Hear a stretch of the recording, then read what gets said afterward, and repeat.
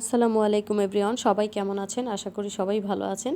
তো কোরবানি যেহেতু চলে এসেছে, তো অনেকেই নান রুটি তৈরি করতে চায়। নান রুটি তৈরি করতে পারেন। আমাকে অনেকেই কমেন্ট বক্সে জানিয়েছেন যে নান রুটি কীভাবে তৈরি করে। তো নান রুটি তৈরি করা কিন্তু খুবই সহজ এবং খেতেও কিন্তু দারুণ লাগে। তো আমরা রেস্টুরেন্ট থেকে যে নান রুটিগুলো কিনে আনি সেটার থেকেও সুন্দর হবে এই বাসায় নান রুটিটা। যদি আমার টিপসটা ফলো করেন, সম্পূর্ণ ভিডিওটি দেখেন, তাহলেই কিন্তু তৈরি করতে পারবেন। তো এখানে আমি প্রথমত সামান্য একটু পানি নিয়েছি, এর ভিতর দিয়ে দিলাম 2 টেবিল চামচ ইস্ট এবং 2 টেবিল চামচ চিনি, পরিমাণ মতো একটু লবণ দিয়ে এটাকে ভালোভাবে নেড়ে চেড়ে মিশিয়ে নিতে হবে। ইস্টটা আগে 2 থেকে 3 মিনিটের মতো একটু এভাবে গলিয়ে নিতে হবে, এতে করে আপনার ডোটা ভালোভাবে ফুলবে আর কি, ময়দার সাথে ভালোভাবে সেট হয়ে যাবে। তো এখানে আমি 2 কাপ ময়দা দিয়ে দিচ্ছি। 2 কাপ ময়দা দিয়ে 5 থেকে 6টা নান রুটি তৈরি করা যায়। তো আপনারা যে কয়টা তৈরি করবেন সেই পরিমাণে 1 কাপ ময়দার জন্য 1 চামচের মতো ইস্ট নেবেন। আর যদি কাপ যদি ছোট হয় তাহলে হাফ চামচ ইস্ট নিলেই হয়ে যাবে। তো এখানে আমি এটাকে ভালোভাবে হাতের সাহায্যে একদম মেখে একটা ভালো সফট একটা ডো তৈরি করে নিচ্ছি। এখন এটাকে 30 মিনিটের জন্য রেস্টে রেখে দিলাম। একদম টাইম ধরে 30 মিনিট রেস্টে রেখে দিবেন, দেখবেন ডো ফুলে একদম দ্বিগুণ হয়ে যাবে। তো এখানে দেখুন আমার ডোটা কিন্তু ফুলে একদম বাটি ভরে গিয়েছে। এখন আমি হাতের সাহায্যে এটাকে টেনে টেনে তুলে নিচ্ছি। আর এটা দেখতে কিন্তু এরকমই লাগবে, হাতের সাহায্যে লেগে লেগে পড়বে।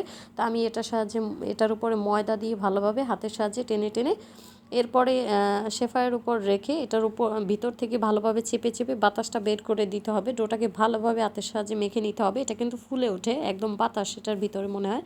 তো যে কয়টা রুটি তৈরি করবেন সেইভাবে কেটে নিতে হবে। তো আমি এখানে 5টার মতো রুটি তৈরি করব, এজন্য আমি 5টা পিস করে নিচ্ছি। তো একটা রুটি আমি দেখাচ্ছি ভাঁজটা কিভাবে করতে হবে। তো রুটিটাকে নিচের দিকে একদম ডোটাকে নিচের দিকে টেনে গোল করে ভাঁজ করে নিতে হবে। এরপরে এটাকে একটা রুটি বেলে নিতে হবে, একটা ভেজে নিতে হবে। বেলে রেখে দিলে কিন্তু রুটিটা আবার লেগে যেতে পারে, আবার ফুলে ওঠে এটা। তো একটা বেলে আমি সুন্দরভাবে এটাকে ভেজে নিচ্ছি। তো হাতের তালুতে নিয়ে এটাকে একদম ফ্রাই প্যানের ভিতর দিয়ে দিব।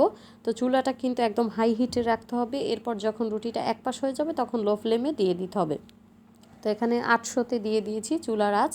তো এখন আমি এটাকে দেখুন যখন এরকম বাবলের মতো উঠবে রুটির উপরে, তখন এটাকে উল্টে দিতে হবে।